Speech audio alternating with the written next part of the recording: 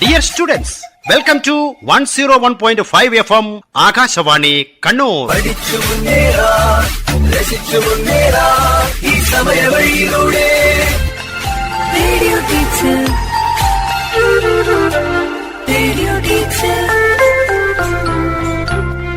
ആശയം ആവിഷ്കാരം PV Prashant Kumar. Dear students, 2024 മാർച്ചിൽ SSLC പരീക്ഷ എഴുതുന്ന എല്ലാ കുട്ടികൾക്കും വിജയാശംസകൾ. ഉയർന്ന മാർക്കിലേക്ക് ആകാശവാണിയുടെ ഒരു വഴികാട്ടിയാണ് രാത്രി 8 മണിക്കുള്ള റേഡിയോ ടീച്ചർ പ്രക്ഷേപണ പരമ്പര. ശ്രദ്ധയോടെ കേട്ട് പഠിക്കുക. Okay, let us start. Radio teacher, radio teacher.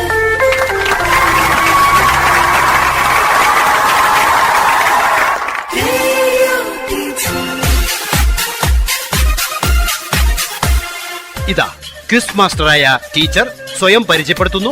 ഒപ്പം വിവിധ സ്കൂളുകളിൽ നിന്നും ക്വിസിൽ പങ്കെടുക്കാനെത്തിയ ടീം അംഗങ്ങളായ 10ാം ക്ലാസ് വിദ്യാർത്ഥികളും. റേഡിയോ ടീച്ചർ പരിപാടിയിലേക്ക് എല്ലാവർക്കും സ്വാഗതം. ഞാൻ Vilasini, Munderi government higher secondary സ്കൂളിലെ മലയാളം അധ്യാപികയാണ്.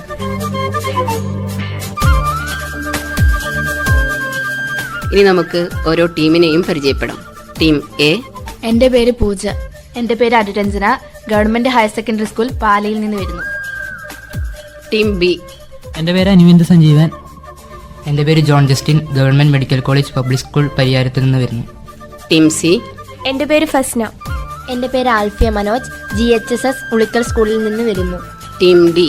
എന്റെ പേര് ഫാത്തിമ. എന്റെ പേര് അമാന ഷെറിൻ. ഞങ്ങൾ രണ്ടുപേരും GHSS സ്റ്റാലയിൽ നിന്ന് വരുന്നു. Team E. എന്റെ പേര് ഫ്ലവർ മരിയ സാബു. എന്റെ പേര് ശ്രീലക്ഷ്മി. ഞങ്ങൾ രണ്ടുപേരും സെന്റ് ജോസഫ് HSS പേരാവൂരിൽ നിന്ന് വരുന്നു.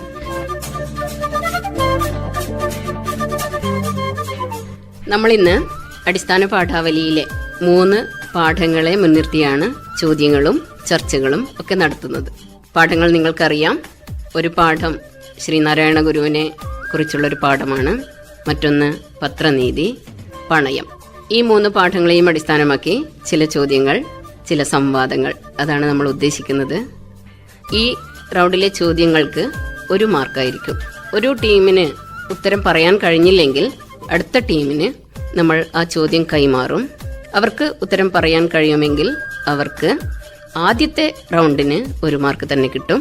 പിന്നീട് അവർക്കും കിട്ടുന്നില്ല എങ്കിൽ അടുത്ത ടീമിന് ആ ചോദ്യം കൈമാറുന്നതല്ല. അത് ക്വിസ് മാസ്റ്റർക്കുള്ളതാണ്.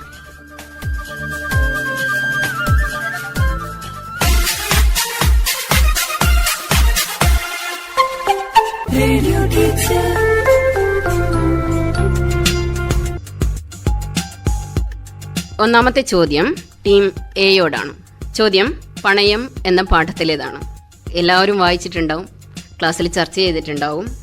ഈ സന്തോഷ് കുമാർ എഴുതിയ വികാര തീവ്രമായൊരു കഥയാണത്. മാത്രവുമല്ല, റേഡിയോ ഒരു മനുഷ്യൻ്റെ മനസ്സിൽ, ഒരു സാധാരണ മനുഷ്യൻ്റെ മനസ്സിൽ എത്രമാത്രം സ്വാധീനം ചെലുത്തുന്നു എന്ന് ആ കഥ നമ്മളെ കാണിച്ചു തരുന്നുണ്ട്, അല്ലേ? അതുകൊണ്ട് തന്നെ ഒന്നാമത്തെ ചോദ്യം പണയത്തിലേതാണ്. ശ്രദ്ധിക്കുക. ചാക്കുണ്ണി സ്വയം തെറ്റി അളന്ന ഉടുപ്പുകളിൽ കയറിക്കൂടിയതുപോലെ ചെമ്പുമത്തായിക്ക് തോന്നി. വാക്യം ഇതാണ്: ചാക്കുണ്ണി സ്വയം തെറ്റി അളന്ന ഉടുപ്പുകളിൽ കയറിക്കൂടിയതുപോലെ ചെമ്പുമത്തായിക്ക് തോന്നി. സ്വയം തെറ്റി അളന്ന ഉടുപ്പ് എന്ന പ്രയോഗം നൽകുന്ന അർത്ഥസൂചന എന്ത്? സ്വയം തെറ്റി അളന്ന ഉടുപ്പ് എന്ന പ്രയോഗം നൽകുന്ന അർത്ഥസൂചന എന്ത്? 1 മാർക്കിന്റെ ചോദ്യമാണ്. ഒരു വാക്യത്തിൽ ഉത്തരം പറയാൻ ശ്രമിക്കുക. റേഡിയോ നഷ്ടമായതും മകന്റെ വേർപാടും ചാക്കുണ്ണിയെ മാനസികമായിട്ട് തളർത്തി. മകൻ ഏറ്റവും ഇഷ്ടപ്പെട്ട ബാലകാന്ഡം എന്ന പരിപാടി കാണാൻ ചെമ്പുമത്തായിയുടെ വീട്ടിൽ ചെന്നപ്പോൾ ബാറ്ററി ഇട്ട് പാട്ട്, ബാലമണ്ഡലം എന്ന് പറഞ്ഞ ആ ഒരു പരിപാടി കണ്ട് തിരികെ ബാറ്ററി ഊരി കൊണ്ട് വീട്ടിലേക്ക് തിരിച്ച് നടക്കുന്ന ചാക്കുണ്ണിയുടെ ദയനീയ അവസ്ഥയാണ്. സ്വയം തെറ്റി അളന്ന ഉടുപ്പ് എന്ന പ്രയോഗം നൽകുന്ന അർത്ഥസൂചന എന്ത്? തെറ്റി അളന്നിട്ട് സ്വയം തുന്നിയിട്ട കുപ്പായം പോലെ എന്ന് പറഞ്ഞത് എന്തുകൊണ്ടാണെന്നാണ് ചോദ്യം. റേഡിയോ നഷ്ടപ്പെട്ടതും മകന്റെ വേർപാടും ചാക്കുണ്ണിയുടെ ജീവിതത്തിൽ ഒരുപാട് മാറ്റങ്ങൾ ഉണ്ടാക്കി. ചാക്കുണ്ണിയുടെ മാനസികാവസ്ഥയെ കുറിച്ചൊക്കെ പറഞ്ഞിട്ടുണ്ട്. എന്നിരുന്നാലും ഉത്തരം കൃത്യമായില്ല. ചോദ്യം ടീം ബിക്ക് കൈമാറുന്നു. ചോദ്യം ഇതാണ്: ചാക്കുണ്ണി സ്വയം തെറ്റി അളന്ന ഉടുപ്പുകളിൽ കയറിക്കൂടിയതുപോലെ ചെമ്പുമത്തായിക്ക് തോന്നി. സ്വയം തെറ്റി അളന്ന ഉടുപ്പ് എന്ന പ്രയോഗം നൽകുന്ന അർത്ഥസൂചന എന്ത്? ചാക്കുണ്ണിയുടെ മാനസികാവസ്ഥയെയും മാനസിക നിലയെയുമാണ് സൂചിപ്പിക്കുന്നത്. സ്വയം തെറ്റി അളന്ന ഉടുപ്പ് എങ്ങനെയായിരിക്കും ഒരാൾക്ക്? എന്തുകൊണ്ടാണ് അങ്ങനെ തോന്നുന്നത്? അതല്ലേ നമ്മൾ വിശദീകരിക്കേണ്ടത്. അളവ് തെറ്റി തുന്നിയ ഒരു കുപ്പായം എങ്ങനെയുണ്ടാവും? ഒന്ന് വിശദീകരിച്ചു നോക്കൂ. റേഡിയോ നഷ്ടപ്പെട്ട അദ്ദേഹത്തിന്റെ സങ്കടവും അതിനാൽ നല്ല ഭാരവുമായിരുന്നു. രണ്ട് ടീമിനും കൃത്യമായ ഉത്തരം പറയാൻ കഴിഞ്ഞിട്ടില്ല. ചാക്കുണ്ണിയുടെ മാനസികാവസ്ഥ എങ്ങനെയാണെന്ന് വ്യക്തമാക്കുന്നുണ്ട്. അളവ് തെറ്റിയ ഉടുപ്പ് അദ്ദേഹം ഇട്ടു എന്ന് പറയുമ്പോൾ അയാളുടെ ശാരീരികാവസ്ഥ കൂടി അവിടെ പരിഗണിക്കുന്നു എന്ന് നമ്മൾ കാണണം, അല്ലേ? മാനസികാവസ്ഥ മാത്രമല്ല, അദ്ദേഹത്തിന്റെ ശാരീരികാവസ്ഥയും ഇപ്പോൾ മോശമാണ്. അതുകൊണ്ട് തന്നെ ഉത്തരം കോലം കെട്ടുപോയി, മെലിഞ്ഞുപോയി എന്നതാണ്. ഈ വാക്യത്തിന്റെ മുന്നോടിയായി തന്നെ ചെമ്പുമത്തായി അങ്ങനെ ഒരു പ്രയോഗവും നടത്തുന്നുണ്ട്. എന്ത് കോലമാ ചാക്കുണ്ണി ഇത് എന്ന് ചോദിക്കുന്നുണ്ട്. അപ്പോൾ സ്വയം തെറ്റി അളന്ന ഉടുപ്പ് എന്ന പ്രയോഗം നമുക്ക് ചാക്കുണ്ണി എന്ന കഥാപാത്രത്തിന്റെ മാനസികാവസ്ഥ മാത്രമല്ല, അയാളുടെ ശാരീരികാവസ്ഥയെ കൂടി കാണിച്ചു തരുന്നു. അദ്ദേഹം മെലിഞ്ഞു പോയിട്ടുണ്ട്. അപ്പോൾ ഈ ചോദ്യത്തിന്റെ മാർക്ക് ക്വിസ് മാസ്റ്റർക്ക് തന്നെ. അടുത്ത ചോദ്യം ടീം ബിയോടാണ്. ചോദ്യം ശ്രദ്ധിച്ച് കേൾക്കുക. പദം പിരിച്ചു പറയുക. പിരിച്ചു പറയേണ്ട പദം ഇതാണ്: മതമേതായാലും. മതമേതായാലും. ശ്രീനാരായണ ഗുരുവിൻ്റെ വചനങ്ങളിൽ ഏറ്റവും പ്രധാനപ്പെട്ട ഒരു വാക്യം, വചനം തുടങ്ങുന്നത് ഇങ്ങനെയാണ്: മതം കൂട്ടണം ഏതായാലും. മതം ഏതായാലും. ഉത്തരം ശരിയാണത്, അല്ലേ? വേണമെങ്കിൽ ഒന്നുകൂടി അതിനെ വേർപിരിക്കാം. എങ്ങനെ? മതം ഏത് ആയാലും. കുഴപ്പമില്ല. മതം ഏത് ആയാലും. എന്തിനാണ് ഇങ്ങനെ ചേർത്ത് പറയുന്നത്? നമ്മളത് ആലോചിച്ചിട്ടുണ്ടോ? ചില പദങ്ങളൊക്കെ ചേർത്ത് പറയുമ്പോഴാണ് അതിൻ്റെ ഭംഗി. മതം ഏത് ആയാലും എന്ന് പറയുന്നതിനേക്കാൾ സൗകര്യവും ഭംഗിയും സൗന്ദര്യവും എന്തിനാണ്? മതമേതായാലും എന്ന് പറയുന്നതിനാണ്.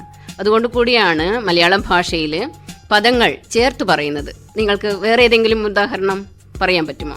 ഞാനൊരു പദം പറയാം, നിങ്ങൾക്ക് അങ്ങനെ പിരിച്ചു പറയാൻ കഴിയുന്നുണ്ടോ? ഇത് ചോദ്യത്തിന്റെ ഭാഗമല്ല, എന്നിരുന്നാലും. തിരുവാതിര. ആർക്കും ഉത്തരം പറയാം? തിരു പ്ലസ് ആതിര. അതെ, തിരു പ്ലസ് ആതിര. അവിടെ എന്തോ ഒരു മാറ്റം സംഭവിച്ചിട്ടുണ്ട്, അല്ലേ?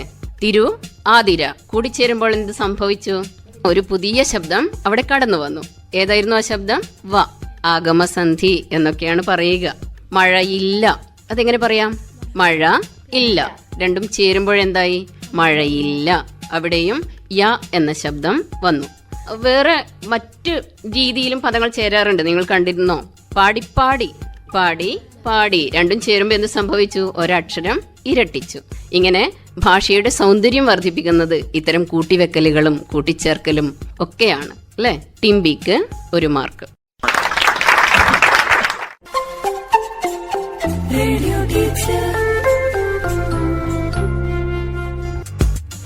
അടുത്ത ചോദ്യം ടീം സിയോടാണ്. ചോദ്യം ഇതാണ്, ശ്രദ്ധിച്ചു കേൾക്കുക. സ്വേച്ഛാധിപതി പത്രത്തെ ഭയപ്പെടുന്നു. പത്രനീതി എന്ന ലേഖനത്തിലെ വാക്യമാണിത്. എന്തുകൊണ്ടായിരിക്കും സ്വേച്ഛാധിപതി പത്രത്തെ ഭയപ്പെടുന്നത്?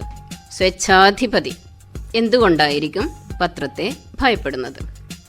പത്രങ്ങളിൽ അടിച്ചിറക്കുന്ന വാർത്തകൾ അവർക്കെതിരായി വരുമ്പോൾ അത് അവരുടെ ജോലി കാര്യങ്ങളും മറ്റും തടസ്സപ്പെടുത്തുമെന്ന് അവർ ഭയപ്പെടുന്നു. അതിനാൽ അവർ പത്രങ്ങളെ നിരോധിക്കുകയും പീഡിപ്പിക്കുകയും ചെയ്യുന്നതായിട്ട് പാഠഭാഗത്ത് പറയുന്നുണ്ട്. അതിനാലാണ് പത്രങ്ങളെ സ്വേച്ഛാധിപതിമാർ ഭയപ്പെടുന്നു എന്ന് പറയുന്നത്. സ്വേച്ഛാധിപതികൾ അവർക്കെതിരെ വാർത്തകൾ വന്നാൽ അവരുടെ ഭരണകൂടത്തെ ബാധിച്ചേക്കുമോ തകർത്തേക്കുമോ എന്ന് ഭയപ്പെടുന്നുണ്ട്, അല്ലേ? അതുകൊണ്ടാണ് പത്രത്തെ അവർ പേടിക്കുന്നത്. ടീം സിക്ക് ഒരു മാർക്ക്. അടുത്ത ചോദ്യം ടീം ഡിയോടാണ്.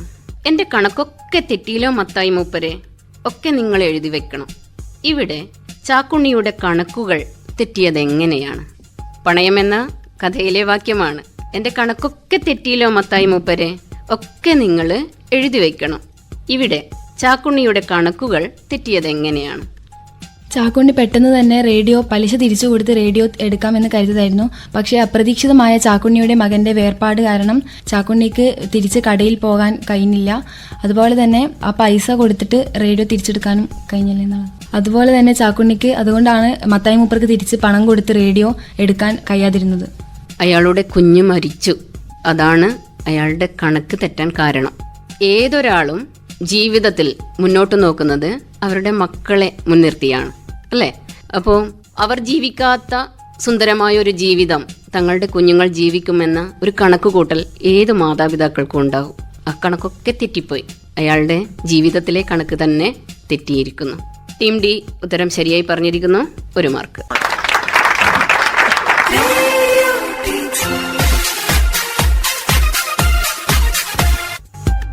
അടുത്ത ചോദ്യം ടീം ഇയോടാണ്.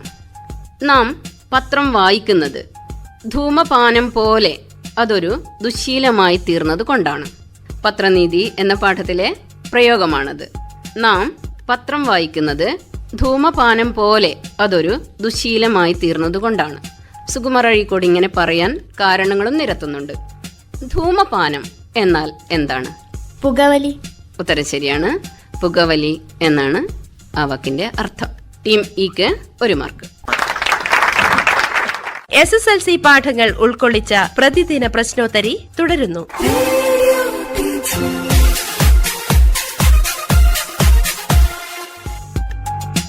അടുത്ത ചോദ്യം ഈ ടീമിൽ നിന്ന് തുടങ്ങുന്നു. ചോദ്യം കേൾക്കുക. മനുഷ്യന്റെ ധ്യാന ലക്ഷ്യം മനുഷ്യൻ തന്നെയാണെന്നും അവന്റെ അന്തഃശക്തിയുടെ വികാസമാണ് ആവശ്യമെന്നും ഉള്ള വസ്തുതയല്ലേ ഇത് വെളിപ്പെടുത്തുന്നത്? ശ്രീനാരായണ ഗുരു എന്ന പാഠത്തിൽ കുറ്റിപ്പുഴ കൃഷ്ണപിള്ള പറയുന്ന വാക്യമാണിത്. മനുഷ്യന്റെ ധ്യാന ലക്ഷ്യം മനുഷ്യൻ തന്നെയാണെന്നും അവന്റെ അന്തഃശക്തിയുടെ വികാസമാണ് ആവശ്യമെന്നും ഉള്ള വസ്തുതയല്ലേ ഇത് വെളിപ്പെടുത്തുന്നത്? എന്തിനെക്കുറിച്ചാണ് ഇങ്ങനെ ലേഖകൻ പരാമർശിക്കുന്നത്? മതമേതായാലും കൊള്ളാം, മനുഷ്യൻ നന്നായാൽ മതി. മനുഷ്യന്റെ ധ്യാന ലക്ഷ്യം, ധ്യാനം, പ്രാർത്ഥന, അതിന്റെ ലക്ഷ്യം മനുഷ്യൻ തന്നെയാണ് എന്ന് വെളിപ്പെടുത്താൻ വേണ്ടി ശ്രീനാരായണ ഗുരു ഒരു പ്രതിഷ്ഠ നടത്തിയിട്ടുണ്ട്. എന്തിനെക്കുറിച്ചാണ്? കണ്ണാടി പ്രതിഷ്ഠയെക്കുറിച്ച്. അതെ, ശരിയാണ്. കണ്ണാടി പ്രതിഷ്ഠയെക്കുറിച്ചാണ്. കണ്ണാടിയിൽ നോക്കുമ്പോൾ നമ്മൾ ആരെയാണ് കാണുക? നമ്മളെ തന്നെയാണ് കാണുക.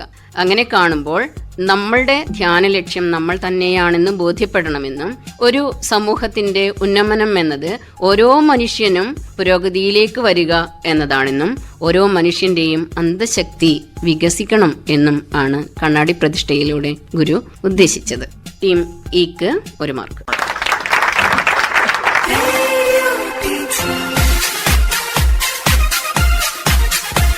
അടുത്ത ചോദ്യം ടീം ഡിയോടാണ്. പത്രനീതി എന്ന പാഠത്തിലെ ഒരു ചോദ്യമാണ്. സാഹിത്യം വായിക്കപ്പെടുന്നില്ല, പത്രം വായിക്കാൻ കൊള്ളുകയുമില്ല. ഇങ്ങനെ അഭിപ്രായപ്പെട്ടത് ആരാണെന്ന് ലേഖനത്തിൽ പറഞ്ഞിട്ടുണ്ട്. ആരാണ് ഇങ്ങനെ അഭിപ്രായപ്പെട്ടത്? Oscar wild.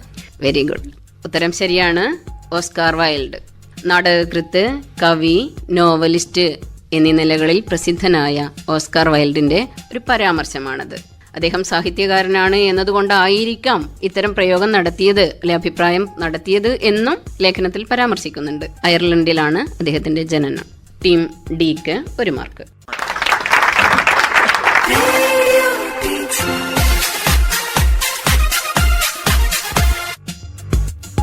അടുത്ത ചോദ്യം ടീം സിയോട്. പണയം എന്ന പാഠത്തിനെ മുൻനിർത്തിയുള്ള ഒരു ചോദ്യമാണ്. ഈ സന്തോഷ് കുമാറിന്റെ വികാര തീവ്രമായ ഒരു കഥയാണ് പണയം. ഈ കഥ സാധാരണ മനുഷ്യന്റെ ജീവിതത്തിൽ റേഡിയോയുടെ സ്വാധീനം എങ്ങനെ എന്നത് വിഷയമാക്കി എഴുതിയതാണ്. ചോദ്യം അതല്ലേ? ചോദ്യം ഇങ്ങനെയാണ്. ചാക്കുണ്ണി ചെമ്പുമത്തായിയുടെ വീട്ടിൽ ചെന്ന് റേഡിയോയിലെ ഞായറാഴ്ച നടക്കുന്ന ഒരു പരിപാടി കേൾക്കുന്നുണ്ട്. ആ പരിപാടിയുടെ പേരെന്തായിരുന്നു? ബാലമണ്ഡലം. ബാലമണ്ഡലം. റേഡിയോയിൽ ഞായറാഴ്ചയുള്ള ഒരു സ്പെഷ്യൽ പരിപാടിയാണ് എന്ന് അതിലെ കഥാപാത്രം പറയുന്നുണ്ട്. ബാലമണ്ഡലം കുട്ടികളുടെ പരിപാടിയാണ്. കുട്ടികൾ പാടുകയും ചിരിക്കുകയും ഒക്കെ ചെയ്യുന്ന ഒരു പരിപാടി. കുട്ടികളും വീട്ടമ്മമാരും ഒക്കെ ഏറെ ഇഷ്ടപ്പെടുന്ന ഒരു പരിപാടിയാണ് ബാലമണ്ഡലം എന്നത്. ടീം സിക്ക് 1 മാർക്ക്.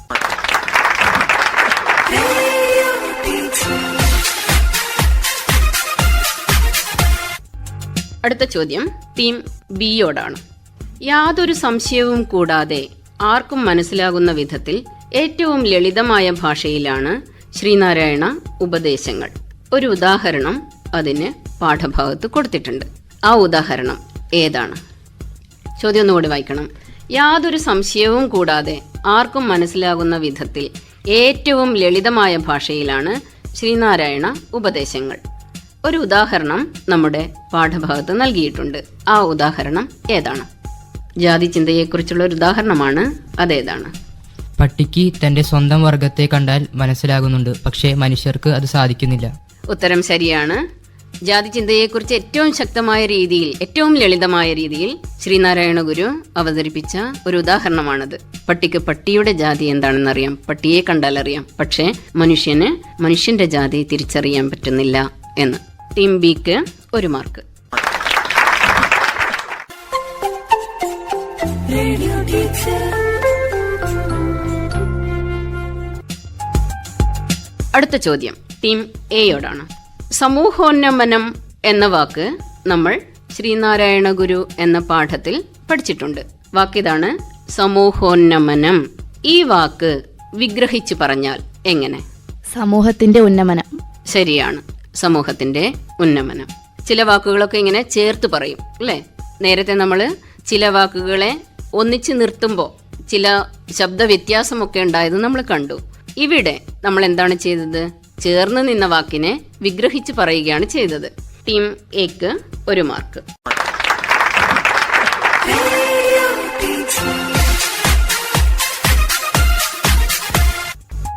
ഒന്നാമത്തെ റൗണ്ട് അവസാനിച്ചിരിക്കുകയാണ്. ഇനി ടീമിന്റെ മാർക്ക് നില പറയാം. Team A 1 mark, team B 2 mark, team C 2 mark, team D 2 mark, team E 2 mark.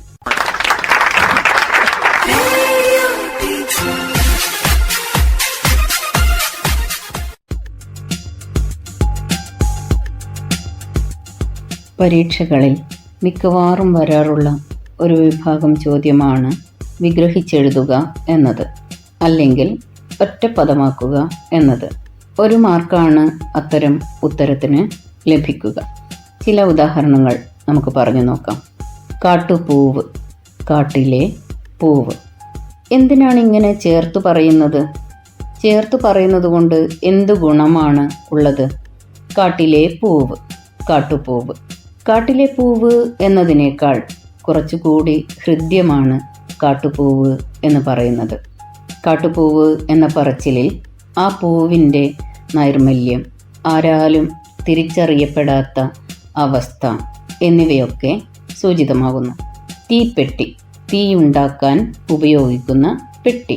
തീപ്പെട്ടി എന്ന് പറയുമ്പോൾ താമസം കൂടാതെയുള്ള അർത്ഥബോധം ഉണ്ടാകുന്നു. നീട്ടിപ്പറയുമ്പോഴുണ്ടാകുന്ന വിരസത ഇല്ലാതാവുകയും ചെയ്യുന്നു.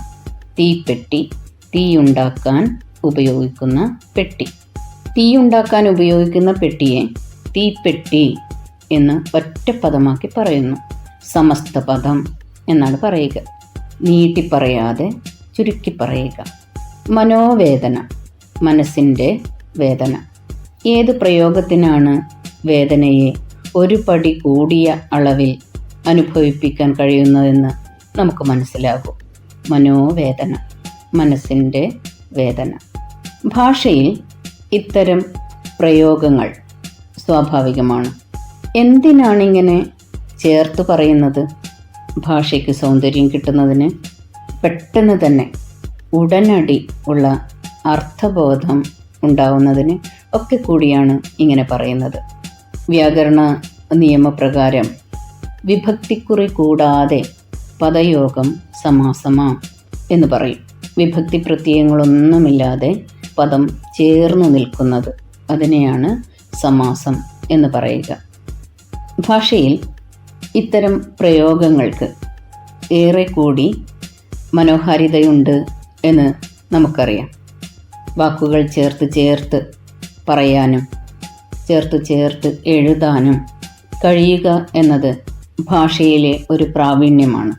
അത്തരം വൈദഗ്ധ്യം നമ്മളെല്ലാവരും ശീലിക്കേണ്ടതുണ്ട്, നേടിയെടുക്കേണ്ടതുണ്ട്.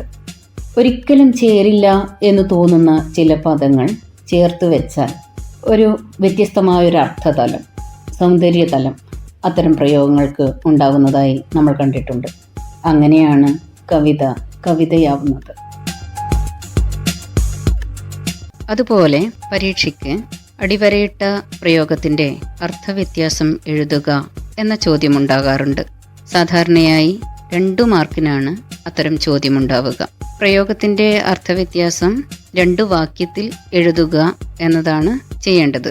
ഉദാഹരണം, പണയം എന്ന കഥ അവസാനിക്കുന്നിടത്ത് ഒരു വാക്യമുണ്ട്, എൻ്റെ കണക്കൊക്കെ തെറ്റിയില്ലോ മത്തായി മൂപ്പരെ. അതുപോലെ വേറൊരു വാക്യവും ഞാൻ പറയാം. ഇന്നലെ ടീച്ചർ തന്ന കണക്ക് ഞാൻ തെറ്റിച്ചു.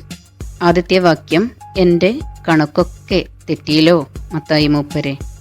ഇന്നലെ ടീച്ചർ തന്ന കണക്കു ഞാൻ തെറ്റിച്ചു. 2ലും കണക്ക് തെറ്റുക എന്ന പ്രയോഗമുണ്ട്. 2ന്റെയും അർത്ഥം വ്യത്യാസമാണെന്ന് നമുക്കറിയാം.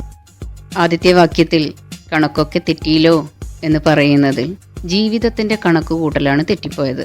എന്നാൽ ടീച്ചർ ചെയ്യാൻ തന്ന കണക്ക് ഞാൻ തെറ്റിച്ചു എന്നത് ഗണിതക്രിയ തെറ്റിച്ചു എന്നാണ്. ഇത്തരത്തില് പല പ്രയോഗങ്ങളും നമ്മൾ കണ്ടിട്ടുണ്ട്. ഓരോ വിളിയും കാത്ത് എന്ന പാഠത്തിന്റെ അവസാനം തന്നെ മൂപ്പരെങ്ങോട്ട് പോയി എന്ന് ആ കഥയിലെ അച്ഛൻ്റെ സുഹൃത്ത് അമ്മയോട് ചോദിക്കുന്നുണ്ട്. അതിന് മറുപടിയായി അമ്മ പറയുന്നത് മൂപ്പര് പോയി എന്നാണ്. ഇവിടെ 2 ഇടങ്ങളിലും പോയി എന്ന വാക്കുണ്ട്. മൂപ്പരെങ്ങോട്ട് പോയി? മറുപടി മൂപ്പര് പോയി. പോയി എന്നതിന് 2 ഇടത്തും 2 അർത്ഥമാണുള്ളത്. എങ്ങോട്ട് പോയി എന്ന ചോദ്യത്തിൽ അദ്ദേഹം എങ്ങോട്ടാണ് പോയത് ഒരു ക്രിയയെ സൂചിപ്പിക്കുന്നു. എന്നാൽ മൂപ്പര് പോയി എന്നതിന് സവിശേഷമായ അർത്ഥമുണ്ട്. അദ്ദേഹം മരിച്ചുപോയി എന്നാണ് അമ്മ ഉദ്ദേശിച്ചത്. ഇങ്ങനെ ഒരേ പദത്തിന് വ്യത്യസ്ത അർത്ഥങ്ങൾ ഉണ്ടാവുക. ഇത്തരം ചോദ്യങ്ങൾ നമ്മുടെ പരീക്ഷയിൽ ഉണ്ടാവാറുണ്ട്. ശ്രദ്ധിച്ച് വായിച്ച് അതിനുള്ള ഉത്തരം എഴുതേണ്ടതാണ്.